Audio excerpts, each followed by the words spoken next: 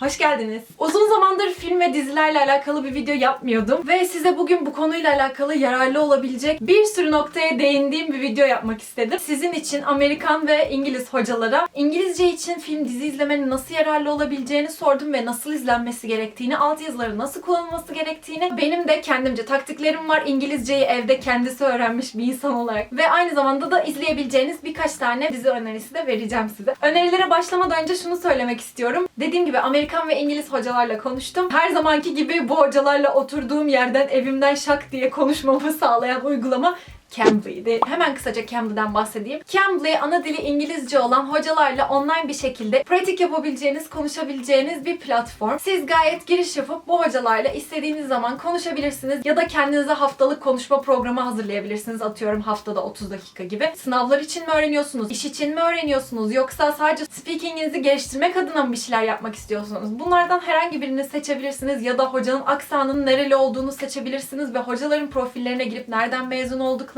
onların ilgi alanlarını, çünkü sonuçta konuşacaksınız. Hangi seviye olursanız olun hocalar mutlaka size yardımcı oluyorlar. Dediğim gibi çok güzel bir platform. Ben öğrencilerime de her zaman öneriyorum Cambly'i. Bu videoda da Cambly'e girdim ben ve bu konuda hocaların fikirlerini aldım. Videonun sonunda da kendi fikirlerimi söylüyor olacağım. Aynı zamanda Cambly ile birlikte size yine çok güzel bir kıyak yaptık. O da videonun sonunda olacak. O yüzden videoyu sonuna kadar izlemeyi unutmayın. İsterseniz daha fazla uzatmadan videoya geçebiliriz. Let's go. Hi, hello. Hi, Salem, how are you? Hi. Hi, hello. Oh, hello. What's your name? My name is Çilem. My name is Leo. I'm from Mexico. My name is Yvonne. My name is Cheryl. Where are you from? I'm from Turkey. I guessed from your name, yeah. Is it beneficial for language learners to watch TV series and movies to improve their English? I think it is a wonderful way to learn.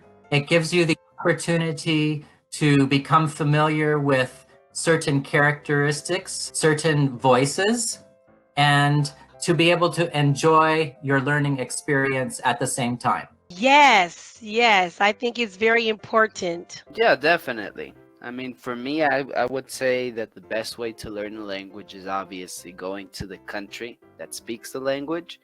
But the next best thing, if you're not able to, is to create an English environment. Absolutely. It's the best thing about living in this modern era is that we have access to so many media outlets that permit you to start viewing language as a pleasure instead of an obligation. You don't have to look in textbooks anymore. You can jump into a TV series, pick up different accents, different phrases, and all kinds of different topics, taboo subjects, action movies that inflame our imagination. So 100% yes, I would always endorse people to choose and watch whatever they want, as long as it's in English. Each series is very different, and you can learn different accents or dialects depending on where the show is from. Series even more probably. You would be watching more than one, but in smaller chunks than a whole feature-length film. There would be some repetitions probably with the dialogue, so that could help. Everything that is around you, like any audio, any pictures, anything that you have at home, if you switch it to English, that way you're going to be able to get used to the language, and obviously it helps you improve it. So yeah, if you watch movies, if you watch TV shows in English, you're going to get used to learning new phrases that you maybe didn't see before. You're going to get used to the listening, and that's going to help your overall fluency. So what about the subtitles? Should they watch with Turkish subtitles or English subtitles? I recommend that they do use subtitles. The nice thing is you can watch more than once. I also recommend, because it's on the internet, you can stop anytime you need to, and you can write down and begin a vocabulary list. I think it depends, of course, always on the student level. I always encourage students to never allow the language opportunity to become an obligation over a pleasure. If something is deemingly too difficult, then bring the subtitles in. If even that is too difficult, have the subtitles in your own language. You know, the brain wants to learn, and there is always a process of that. It might not be as efficient as doing everything, but you don't have to do all at once. There's not a race to learn a language. There's no time limit. You can do it at your own speed. So incorporating that and just remembering to always view it as a pleasure, and you'll always absorb that information if it is. The subtitles, it just depends on your level. If you're at a beginner level, try to watch it in your native subtitles. If they were beginners, then perhaps they would need Turkish subtitles if they're really beginners. Once you get better, I would recommend that you watch it with the subtitles. English. They should watch with the English subtitles so that way they can hear the pronunciation and read the words. If they want to be challenged, probably no subtitles at all. So do you have any recommendations like movies or TV series for them? Anything that's from made in England, basically.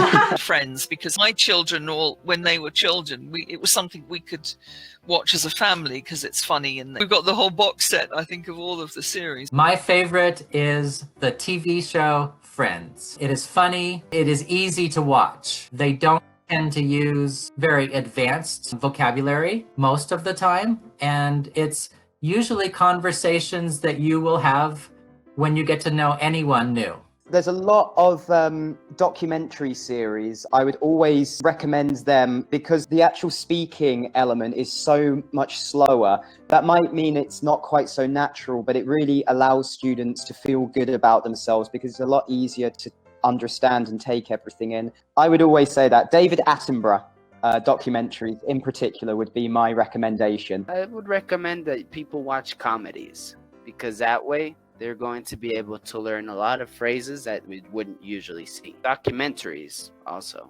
I always suggest that they find a series that they like, something they're interested in. So I'll give you an example. Many of my students, they are in the medical field. They're just starting their career, or maybe they're halfway through their career. So I like the show The Resident. I like the medical shows. I also have my degree. I'm finishing my last semester for psychology, and I've done a lot of studies, and studies do show that your brain is stimulated more when you focus on something that you like. So you're more likely to be engaged if you choose a subject that you're interested in. Evet, aynen hocalarımın da söylediği gibi film dizi izlemek sizin İngilizcenize inanılmaz katkı sağlar. Özellikle bahsettiğim bir konu daha var. Her zaman diyorum ki size, tamam hani dil bilgisi öğreniyoruz, nasıl çeviri yapılır vesaire öğreniyoruz ama doğal bir şekilde İngilizce konuşmaya ve anlaşılmaya gelince sadece Türkçeden İngilizceye çeviri yaparak her zaman her şeyin karşılığını alamayabiliriz. Bu yüzden bizim neye ihtiyacımız var? Bizim örnek kalıplara ihtiyacımız var. Bizim gerçekten o dili konuşan insanların nasıl konuştuğunu görüp konuşmamızı o şekilde şekillendirmeye ihtiyacımız var. Bunun için yapabileceğiniz zaten birkaç şey var. Bunlardan bir tanesi film dizi izlemek. Tabii ki altyazılarla. Bunu hocalara da sordum ve onların da dediği gibi eğer seviyeniz başlangıç seviyesi ya da bir üstüyse falan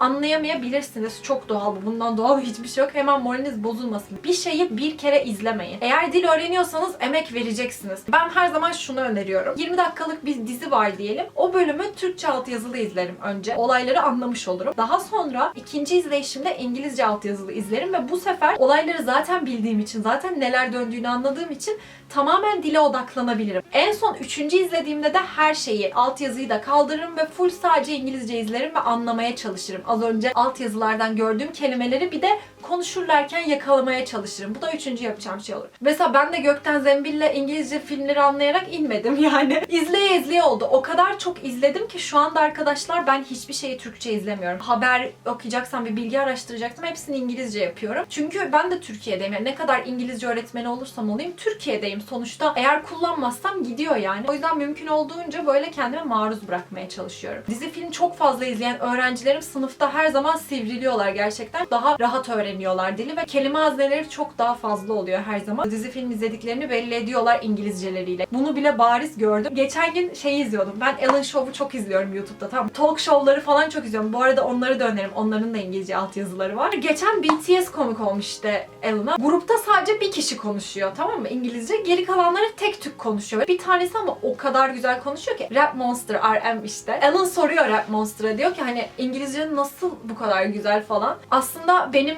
Öğretmenin bir TV serisiydi. Annem diyor küçükken bana Friends'in CD'lerini almıştı. Artık o kadar tekrar izledim ki ezberliyordum hani kalıpları diyor ve o şekilde öğrendim. İngilizceyi dizi izleyerek öğrenmiş. Dizi film videoları yaptıktan sonra çok fazla şu soru geliyor. Çilem, İngilizce altyazılı nereden izleyeceğim? Arkadaşlar, eğer dil öğrenen bir insansanız kesinlikle Netflix'iniz olması lazım. Hani en kapsamlısı Netflix diye onu öneriyorum şu anda. Önceden korsan bir şekilde izliyordum ama bu hem hoş değil birincisi hem de çok fazla zaman ve sabır gerektiren bir şey. Onun dışında YouTube bu konuda küçümsemeyin. YouTube'da çok fazla İngilizce altyazılı izleyebileceğiniz içerik var. Zaten bununla ilgili bir videom var. Onu da koyarım yukarıya. Bütün bunları yaptınız, filmleri izlediniz, altyazısıyla işte not aldınız kenara. Eğer bu kalıpları kullanmazsanız uçar gider. Öğrendiğiniz her şeyi mümkün olduğunca kullanmaya çalışacaksınız. Bu videoyu Cambly ile birleştirmemin aslında sebeplerinden biri de buydu. Çünkü yabancı hocalarla konuşabiliyorsunuz. Teknolojinin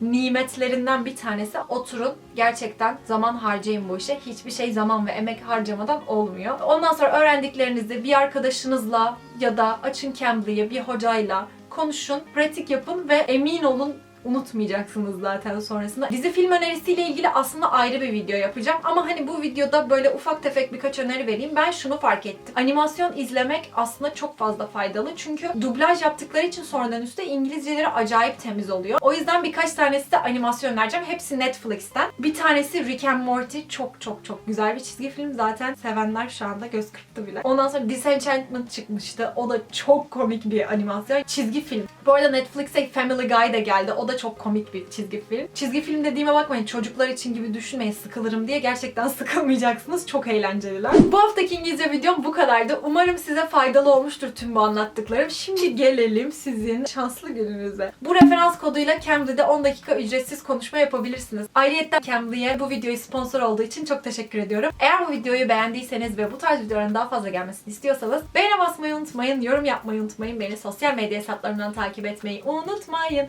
Kendinize çok iyi bakın. Öpüyorum hepinizi.